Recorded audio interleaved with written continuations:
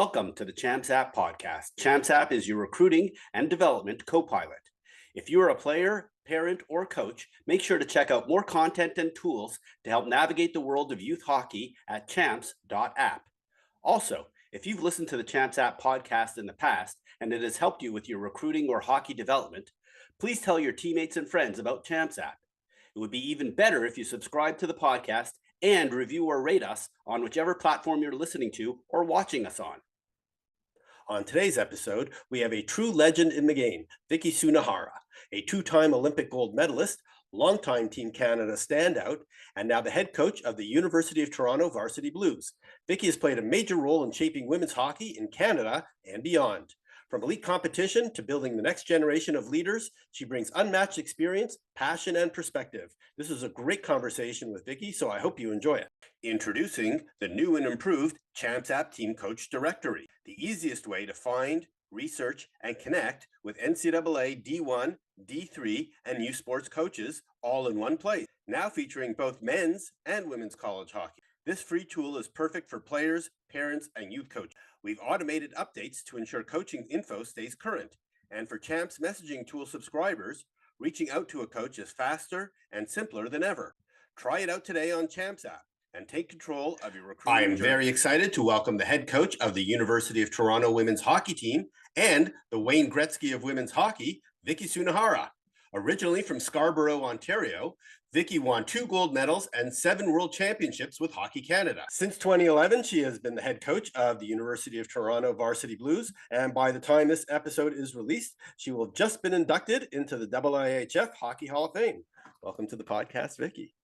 Well, thanks for having me, Ray. Such an honor to have you here. As you know, I've been trying to get you on for quite a while, and the teams that you've been involved with, which we'll get to in a moment, have been in the playoffs. So you've been extremely busy, and then obviously you're heading out momentarily to go to Stockholm. But before we get into all those details about your the wonderful honors and the success that you've had this past season, why don't we just start off with your hockey history and playing hockey in your backyard that your dad put in an ice rink, and that you started you out at, I think, 2.5 years old.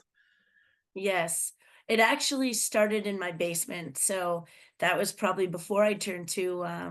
I think from the moment he put a stick in my hand, that's all I wanted to do. And I know it's not official, but I think from recordings, some of my first words were shoot and score. So I think it was pretty obvious that I continued, I guess, on with his love continued his love for the game ever since that he introduced hockey to me. And how did he really get you to love the game, other than just putting a stick in your hand? Like, obviously, it was like it seems like it was innate to you, like from very young age. I think so. It's all it's all I remember wanting to do when I was young, and really most of my memories, probably the majority of my memories with him, he passed away when I was 7, Wow. were all playing hockey, whether it was in the basement, on the road, in the backyard, in the rinky belt, or up at my public school. Just either, going, shoveling, whatever, flooding. He used to flood in the evenings after he got home from work, but everything pretty much had to do with hockey. And so I don't think that he had to really force me to do it. My brother and sister, who he introduced hockey to, didn't take a liking to the game. And ever since that he, introduced me, honestly, I still love it as much and to right like today. So it's, I think it must have been something that I was born with. Loving. I'm curious. Do you think his early passing also kind of reinforced, you wanting to really pursue it even, more so once he was no longer there to support you in the same way?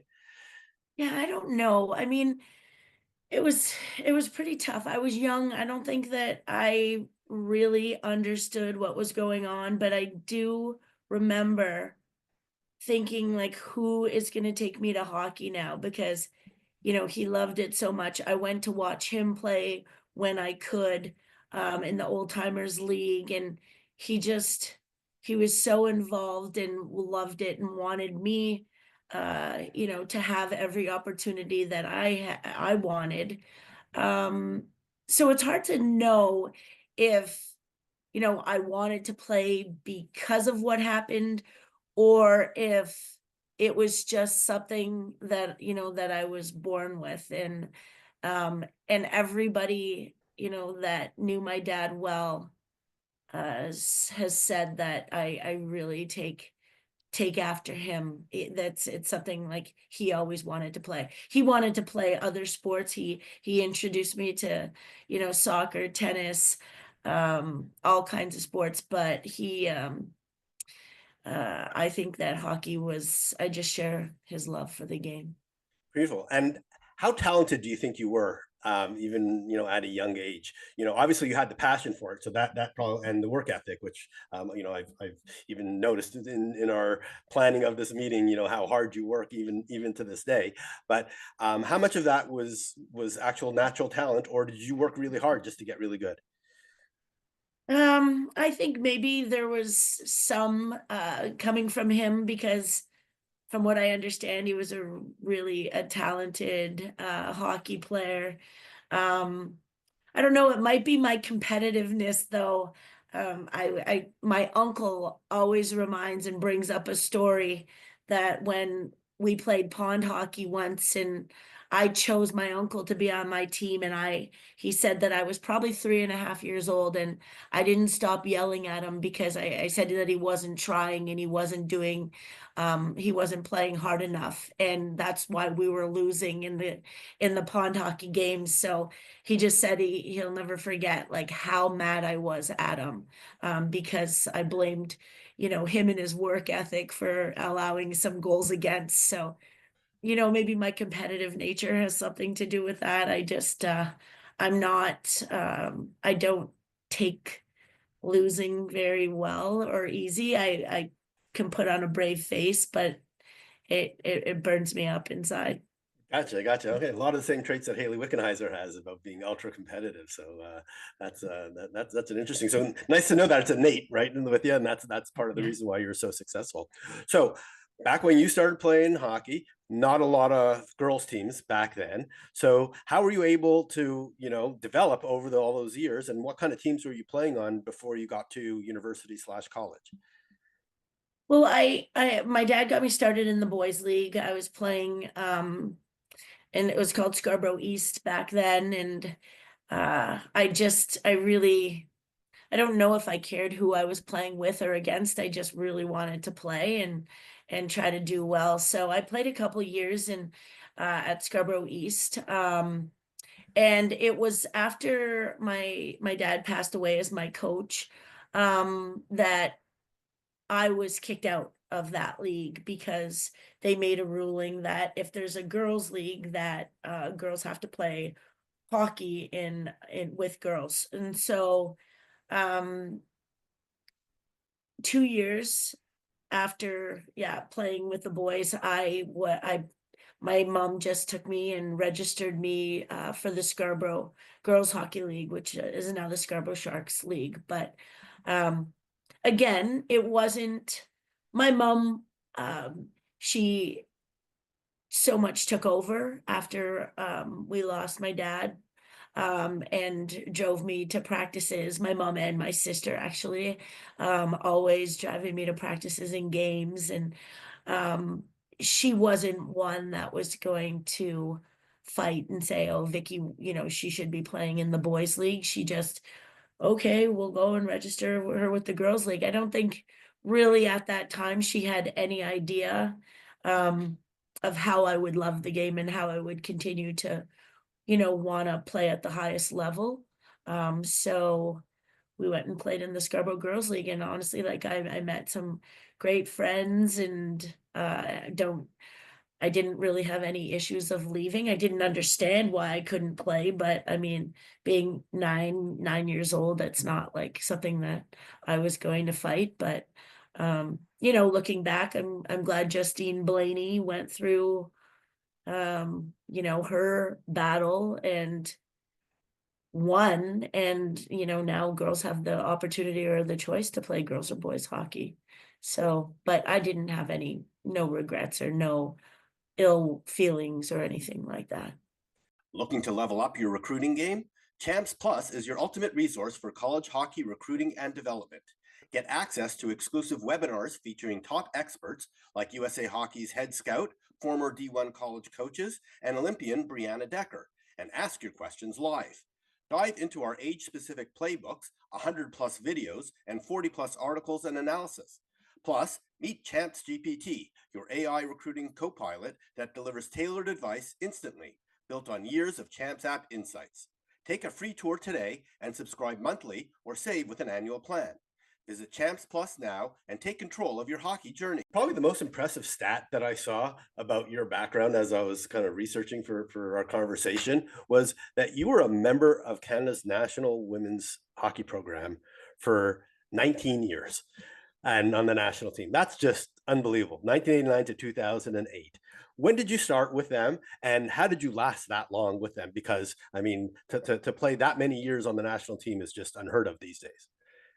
Yeah, well, I started playing in, like, our tryouts began for the 1990 World Championships, and actually I'll rewind that a little bit because there was World Championships in 1987, and I believe I was 16 at that time, turning 17, but it wasn't an IIHF sanctioned event, but it was still the first time I think that there were teams from like other countries, and that was in North York. And so at that World Championships, my intermediate team played an exhibition game against the US, and we had some pretty good success against them, but we weren't part of the World Championships. And I was actually a flag bearer for Team USA. So kind of a fun fact. And I think that people, if they got a hold of, me wearing a Team USA jersey, they would definitely hold it,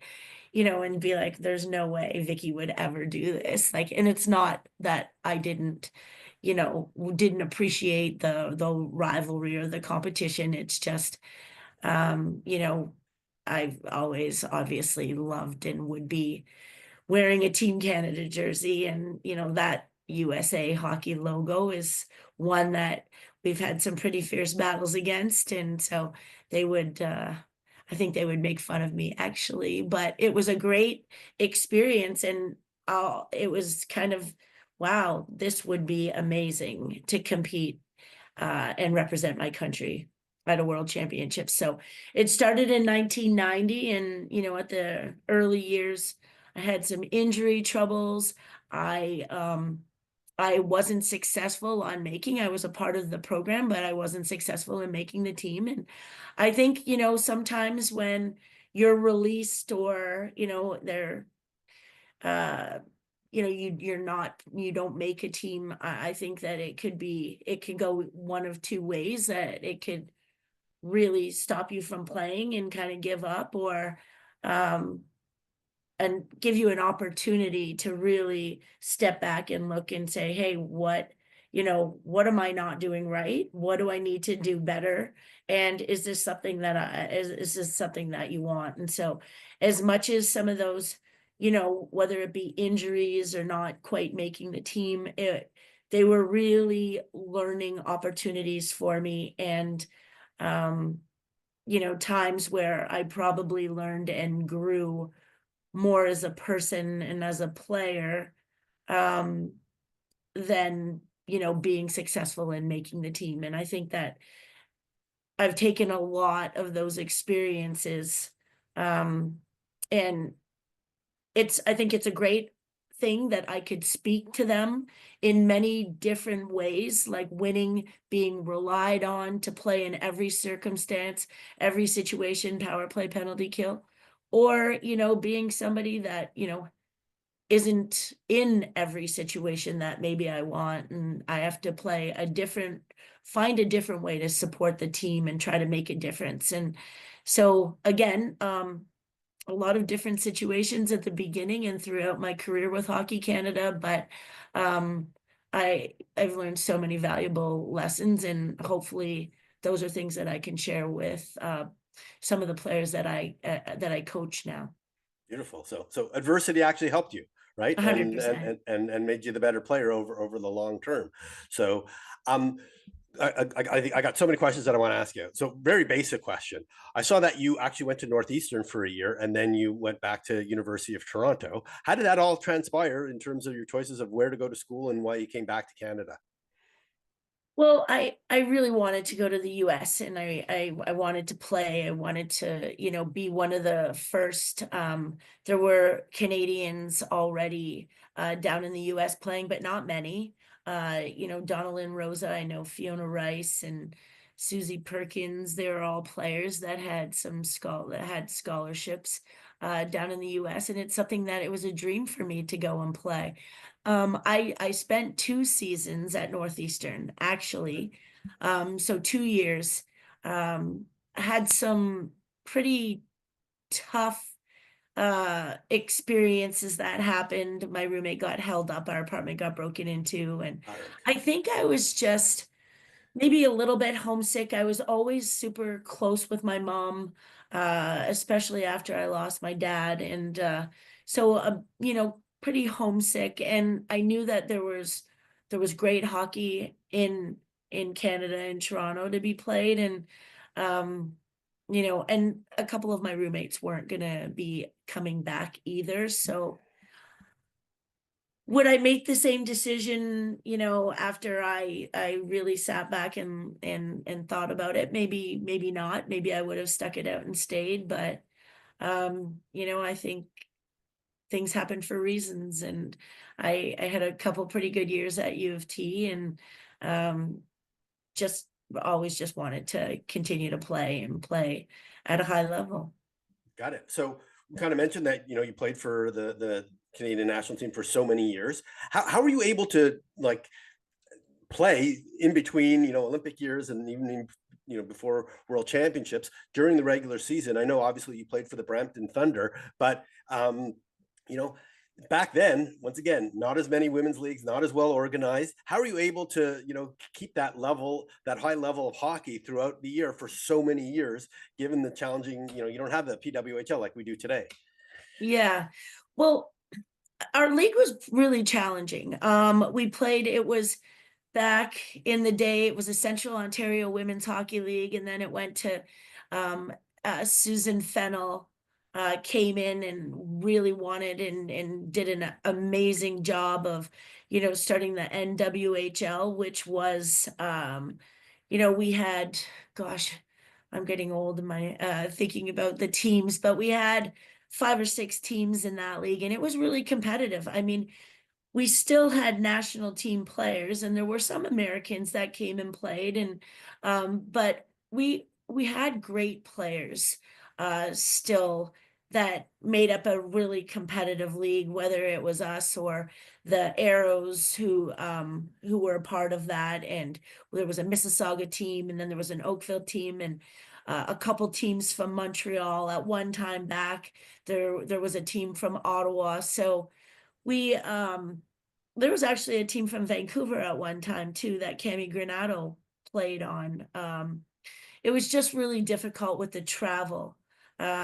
The Oval Extreme from Calgary played, and was always competitive. So they played in the Western League with players from out west, and we had a West versus East kind of final, and it was like there were still those players. It wasn't, our leagues weren't sustainable to get paid, but it was really a beginning. Susan had us staying in, nice hotels, had everybody traveling on, a nice team bus. And it was really, and I think like the beginning of what is today, kind of the PWHL. The best players that were playing in that, and really trying to get, the best players, but it was really just tough to get Europeans or, any players from Team China or Team Japan to come over, especially when we weren't getting paid. But it was a competitive league, and most of the Canadian national team were playing in it, and so we were playing against each other, and so we kept, I think we kept challenging each other, but there's also so many players that were close to making Team Canada, or that made up the rest of the players in the league, and it was competitive, and they were really, really good. Beautiful. Okay, I didn't realize that that it was such a high level of hockey. That's what that kept you going. Yeah, So, all yeah, right. a bit of So history. yeah, and thank you for the history lesson as well. Yeah, appreciate that. So we can go on for like 2 hours about all your time with Team Canada and all the international events. So, but we got to kind of narrow it down. So you've had such a storied playing career. What are some of your most memorable moments of wearing the Team Canada jersey? Okay, we're trying to narrow it down. I mean, Okay, just I two or had three. I'm I assuming had gold medals are up there, and yeah, but there's so many great memories, experiences, so many times that, I felt like our team overcame adversity and had some success. And I think, honestly, the my best memories would be the times, and the people that I had those memories with. Some of my teammates, when we get back together at reunions and things like that, it's like you haven't missed a beat, and it's always storytelling, always talking about different um different things that happen, different events, and so I'd say that that would be number one, is the friendships and the memories the people that I, made those memories with. But I think it had to be the 2002 Olympics. After having pretty much success on the world stage, our national team going into the Olympics in 1998, it was really difficult. I know we were probably favored, but that year, I think we split our exhibition series with the U.S. So it's not like it was if one team was dominating in our exhibition games, that's for sure. But um, going into the Olympics, uh, as I said, probably favored, and then losing in Japan, the first ever, gold medal was handed out to the Team USA. So it was pretty tough, and I know that I could probably speak for some of my teammates um, who were there. We all wanted to have another opportunity to be and play at another Olympic Games, and try to, I guess, I don't know, have the opportunity for gold again. And so the 2002 Olympics, everything from being on the blue line, listening to the US anthem in Nagano, to starting the Olympics in Salt Lake, and everything that had happened, obviously, with 9/11 being that year, it was really challenging. And when we talk about adversity, and just it changed the lives of everybody, let alone, people that were playing and training to go to the Olympics. So there was all kinds of adversity that year. And so something that, we worked hard, but we also had to mentally overcome a lot. And so fast forward throughout that season, then losing 8 straight exhibition games to the US, and having, one player that was named to the team, Nancy Drolet, not make the team, well, be released from the team, and Sherry Piper was added. And Sherry Piper she was an excellent player. There's no debating that. But it was tough for, the players that were on the team to see Nancy go. And it wasn't difficult to welcome Sherry Piper, but it was just um another experience, for another piece of adversity that was faced. And so winning the 2002 Olympics in the US, it was yeah, it was awesome. And it was awesome, as I said, going back to the people and the friendships and seeing all the hard work and everything that everybody went through, looking down the bench. And I was just so happy for everybody and so proud of our group that it was just the most probably memorable experience on the ice for sure. Perfect. Wow, what a great story about the all the different hurdles and ups and downs of going from 1998 to 2002. Thank you for that. All right, we need to keep moving. So, how and when did you decide to become a coach?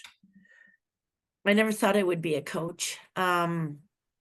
You know, it was getting, I knew it was getting close to the end of my career. Obviously, I was 37 playing or turning 37 playing at my last world championships, slowing down, all kinds of nagging injuries.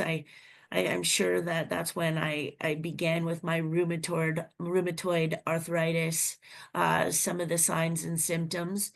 Um, but it didn't mean that I was ready to go and retire. You know, I think I had to have a few conversations and been like, hey, you know, don't really see you playing until 2010. So changes needed to be made. But um I the moment I found out I was pregnant with my twins, I stopped playing. Had some, you know, tough times before trying to start a family and have kids. So I wasn't going to chance it. Um, I kind of told a white lie to my team and said it was a teammate, Allie Fox, that hit me in practice.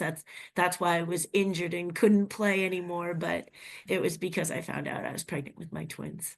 Tired of spending hours emailing coaches with no idea if they're even reading your messages? Champs App Messaging is here to change that. It's the fast, easy way to contact coaches with tools that cut your email time by more than 50%. You'll know when your emails are opened, and you'll avoid common mistakes thanks to smart templates that pull info directly from your Champs App profile. One parent told us, what used to take us a whole evening now takes under 2 hours. Another said, it was exciting to know a coach actually read the email. If you're sending 10 or more emails, try Champs App Messaging. It'll save you time, reduce errors, and give you real recruiting insight. You can check it out for free in Champs App. We can't go through all the different Hall of Fames that you're in because we were talking about that right before we hit record. I know you're in the Canada Sports Hall of Fame, but most importantly, this coming weekend, right as this podcast is being released, you're being inducted into the IIHF Hall of Fame in Stockholm, Sweden. So you're about to get on a plane after our conversation, or a day or two after our conversation. So most importantly, have you gotten your speech written yet? No, I don't have it written. I have some things written down, but it's not difficult for I shouldn't say it's not difficult.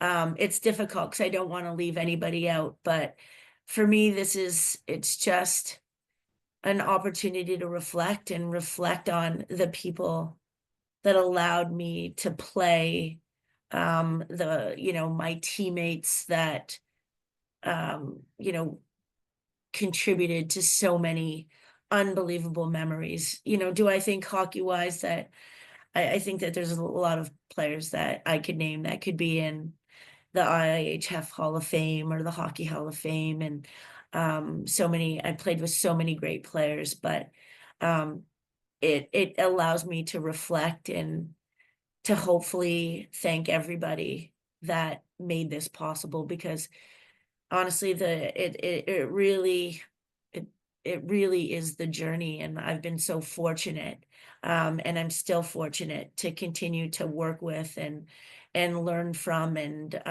grow as a coach now. But you know, it just gives me that opportunity to say, you know, thank you, and to remember my mom and what she gave up, and obviously my dad, and for introducing me to the best game in the world. And I don't know, I honestly don't know where I would be without hockey. I'm sure both your dad and obviously your mom, just incredibly proud of what you've accomplished. So that's phenomenal. All right, so we've been talking about getting you on the podcast as you've went through two different player art fronts. Let's talk about the first one, University of Toronto. So first of all, how did you end up as being the coach, and what's it like to be a coach for such a preeminent school in Canada? It's awesome. I mean, it's a dream come true. I mean, I when I started coaching, I was like, I don't I find it hard to tell people I'm going to work, going to practice or going, down to my office, which is in a rink. And I brought my kids to work with me for their school, and they even told their teachers, like, my mom doesn't have a job, she just coaches, and so it's true, it's awesome. And going back to the story where I found out that I was pregnant and stopped playing, it was then the first time that I was like, oh my gosh, what am I going to do? Because I love the game so much, but I didn't think that there would ever be an opportunity, or I shouldn't say not an opportunity. I didn't think that I would be able to stand behind a bench without wanting to jump on the ice and play. I thought it would be too hard, but recognizing that I couldn't play at the level I wanted to play at and being pregnant, I was playing with the Brampton Thunder. We had some coaching changes at that time. And so I was pregnant, but I went behind the bench, and it was kind of my first taste. And obviously working, I was like a bit of a player's coach, but um a lot of conversations with the players on the team, which were my teammates. I it was kind of the beginning of my learning to be a coach, my journey. I thought like it I never thought it was so hard. Um, Mel Davidson always said, like, got us involved with coaching. And she's like, there's a lot of really difficult decisions, and it's not all, just going out and calling lines or things like that. Like, you really get emotionally and, invested in your players and your team. And so I think that's why she got us involved, and she introduced us to coaching courses, because um she wanted us to know what she was going through, I think, as a coach. But I loved it. I love being behind the bench. And when the full-time when the University of Toronto went to a full-time coach, I applied. I didn't think that I would get it because I didn't have a lot of coaching experience, but I'm thankful to Beth Ali and the um, the players at the time had a say in choosing me. And I'm honored to be a head coach at the University of Toronto. And yeah, I have obviously a lot of pride and graduating from U of T. But yeah, just I work with amazing people, and it's makes me happy to go to work every day. You may not have had as much coaching experience, but I guarantee you had more playing experience than probably your whole team combined when you joined as head coach. So maybe just help folks understand what it's like to play at University of Toronto for a U Sports team, and what it's like to go to school at University of Toronto, because it's like a big school in a big city. Yeah, I'm so impressed with our student athletes. I did get and graduate from U of T. I don't really think that my grades were as good as some of the players on the teams that I've coached, and what they've gone on to do, and some in grad studies. And I'm always impressed. The time management, the the demands on being a student athlete, high performance student athlete, nowadays is different than when I went to school. We didn't have the resources, we didn't have like the ice. And I think that we still loved it. The players that I played with, they were passionate about the game. We didn't even have a dressing room at U of T. Like, we had to keep our stuff in this locker, which nothing dried, nothing was able to dry. in there, but nobody cared. They just wanted to play. Nowadays, they got it a little bit easier with that, having their own locker room, and I always have to remind them to not take these things for granted, but it's awesome because they deserve it. They deserve it. And I know that the men's team has had that for years and years, and a full-time coach as well. So I try to do my best to make sure that they're appreciative and remember where they came from and remember the people, which we always try to have alumni come back and speak about their experiences. And I think that don't forget, but let's try to continue to grow and give them all the opportunities and all the resources that we can. Perfect. All right. So, uh, I know you've had tremendous success with the University of Toronto, three provincial championships, including this past year. You came that close this year with just one goal against the Bishop Gators, and you almost made it to the gold medal game. But so I'm curious, you must be competing for players that also want to go play NCAA. What's your conversation like with those players that are, have a choice between U Sports and NCAA? Well, I really think that there's great opportunities on both sides of the border. Like I think that our U Sports League, the teams in Canada are so competitive, and we have such great schools. Academically, we have great coaches, great programs. I don't know sometimes when we compare if we have the resources that they do in NCAA Division One, but I I always try to tell any of the players coming up and trying to make decisions on whether they should go to the US or stay in Canada. I think like they're both like really great options. They're, Division One, they can offer more full scholarships, and obviously like most of the national team players are playing Division One hockey, but um I think that they have to do their homework and really take a look at the school and make sure that it's what you want athletically, but academically as well. Um, and and to really ask a lot of questions and don't dismiss, I think, staying in Canada and being a part of our league. It's so competitive. I know in the OUA on any night, uh, first place, uh, and the last place teams they could beat each other. Like you never know. You never know. The parity is it's so great.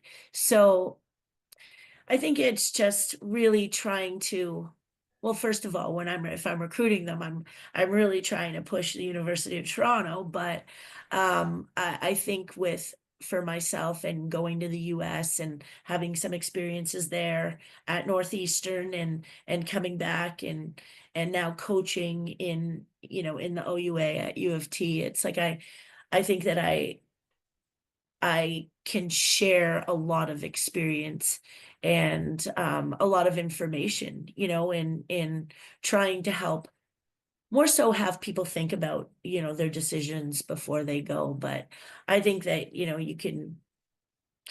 there's great opportunities both north and south of the border for sure. And correct me if I'm wrong, you get 5 years of eligibility in Canada. So, you can also attract some American players who come for a fifth year, just like Cami Granado did at Concordia, if I remember that correctly. Like you can come do some great grad work at University of Toronto if you want to play one more year. Is that correct? Is that an option?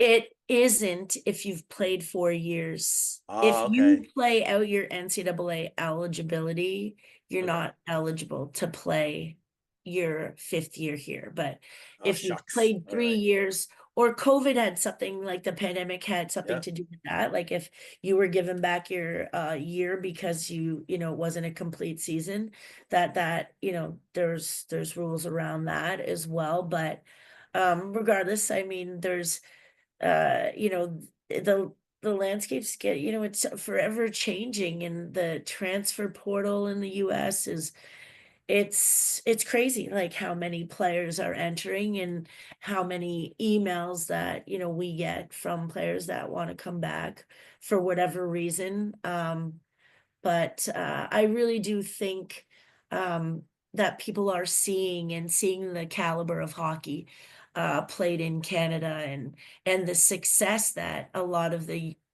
U Sports teams are having, beating teams in the US. And so I think it really is, like I said, a great can be a great option. And I do think that players are really looking at and really weighing out their options and their decisions.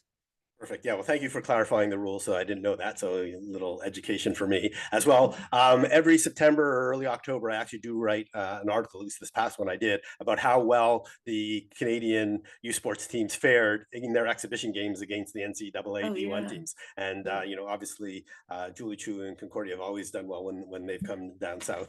I know you've played as well. Can't remember off the top of my head how you did this past season, but, we can always go look that up on Champs app if folks want to see that.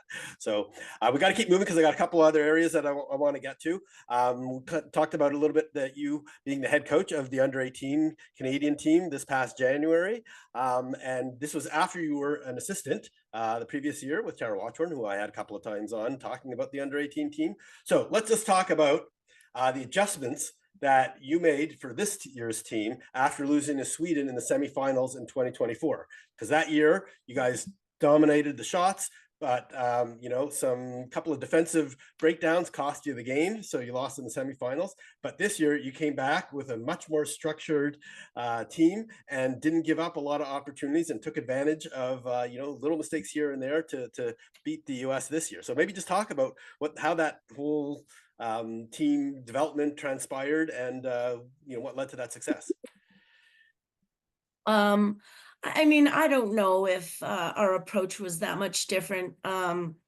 I've learned so much from Tara and the staff, and I think that we had the opportunity to talk about and really look at, the game and try to get the feedback from some of the players that played in Switzerland. We had 5 returners from this year, and try to get an idea of, what their thoughts were, what they thought, how, what they thought, and how we could prepare our, all of our players coming in to the World Championships in 2025.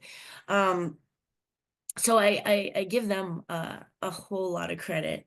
They spoke, they got our group together, they kind of went through some things, and some things that they felt after, and how they want to check those off the list of, like, hey, let's not be afraid to lose. Let's let's go at them. Let's,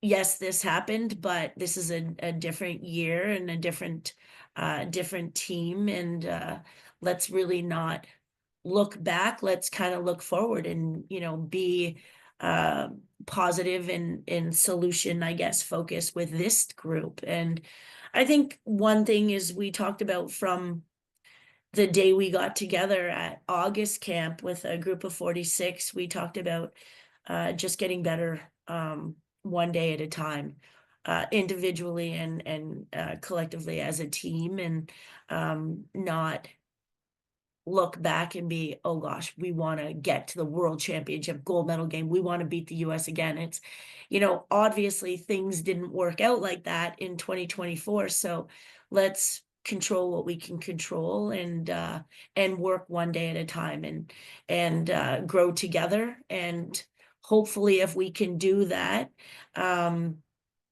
we can, the success will take care of itself. We had such an amazing team in 2024, great players. And I think that it was unfortunate. We were in a situation winning a lot of our games and beating the US 3 games in our series in Lake Placid that I think some people were like, oh, it's, you know, you don't even have any, you know, there's not really that much competition.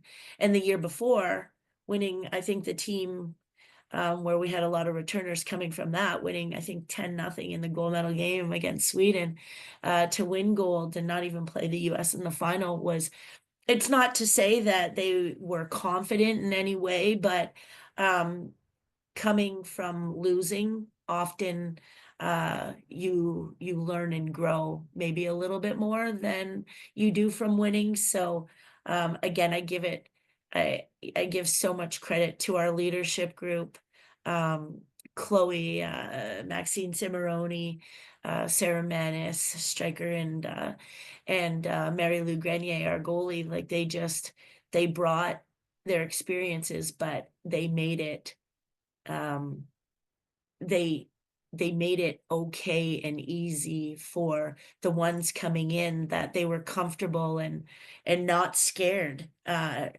Actually the opposite. Like they wanted to continue to work and do what they could every day. So they were amazing, and I can't say enough about our staff.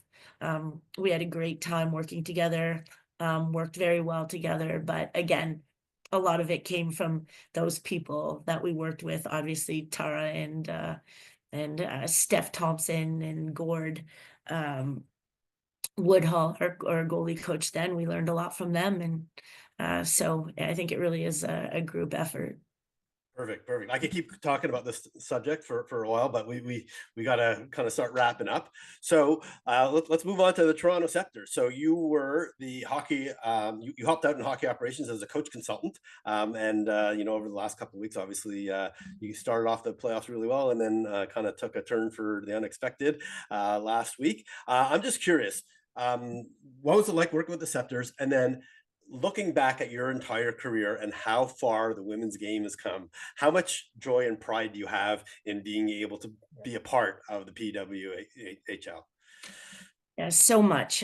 There's so much pride, and I am so happy for the players, for the staff, um, everybody involved. It's such a dream come true for me. And everybody asks, like, you know, don't you wish you could have played? And yes, I mean, it would be amazing to be young again and starting out in my career. But you know, the hockey and the skill and the talent is just grown. I don't even know if I would have made the teams that I made with all the great players these days. But you know, the coach consultant role was a new kind of a new role. Gina asked, you know, had asked me to come and be involved, and I think that it's something that probably evolved a little bit over the season. I don't think that um you know, being part-time, it's hard because, you know, when I, you know, make a commitment, I'd want to be there, you know, every day. And every day that I was there, I loved it. And I can't say how impressed I am with the way, you know, Gina runs the Scepters and the coaching staff. Troy is probably, you know, my biggest hockey coach mentor, and I've learned so much. I wondered how I, you know, could interact with the players, and I think that that's something that I can bring more, is, you know, from my experiences playing and playing at the highest level. And I don't think, as much as it's professional and it's still, you know, it's still uh I don't want to say the same game, but you know, people back when I played, like, loved and wanted to compete and were passionate and played like, you know, treated the game like they were pros as well. And that's what, you know, we're seeing now. So it's I'm honored to be a part of the Scepters for sure. I wish that we were playing you know, in the finals and the playoffs, but just seeing the athletes and staff and how hard they work every day, and how much they care, not only to be successful as a team, but to be successful as part of the PWHL, you know, owing it to the game and owing that hard work to the betterment of the league to continue to grow and to just continue to raise the bar as a professional league. I got, you know, the opportunity firsthand to see that, and I saw that in every staff member and every player. Very nice. Very nice. All right. I need to let you go, but last question. Any advice that you have for players who want to play at the highest level, whether in Canada or the United States or anywhere around the world? What advice do you have for those kind of players who are young girls these days, you know, coming up and playing youth hockey? Well, I think that there's so many things and so many opportunities, but you know, if I think from, you know, the season that just passed, I think being a great person and a great teammate, um, and being a great competitor. I think that, you know, there's a I think most players these days, like they have skills coaches and, you know, are really focused on working and fine tuning skills. I think it's so important to continue that. But I think that really understanding the, you know, what it takes to be the best that you can be, and it's not just going to a skills practice. It's, you know, it's mental training, it's taking care of yourself, it's fitness, it's you know, there's so many things that are involved, and it's don't have any regrets. Like, don't say I should have done this, or, you know, and every day, every single day, try to be better, try to be a better you and be the best that you can be. And I think most often good things and results take care of themselves. So yeah, my advice. That's awesome advice. Wow. All right. Now I know why Jennifer Botterill called you the most positive, supportive, energetic person you'll meet. So, Vicky, it's been an honor having you on. Thank you so much for joining me on the podcast. And best of luck this weekend in Stockholm as you get inducted into the Hall of Fame. Thank you. Thanks, Ray. Thanks for having me. I really want to thank Vicky for coming on the podcast. It was great hearing how she became a Hall of Fame player, her stories about playing and coaching with Team Canada, and her perspective on the University of Toronto and playing U Sports versus NCAA hockey. You can connect with Vicky on the U of T website or via her Champs app profile. Links to both are in the show notes.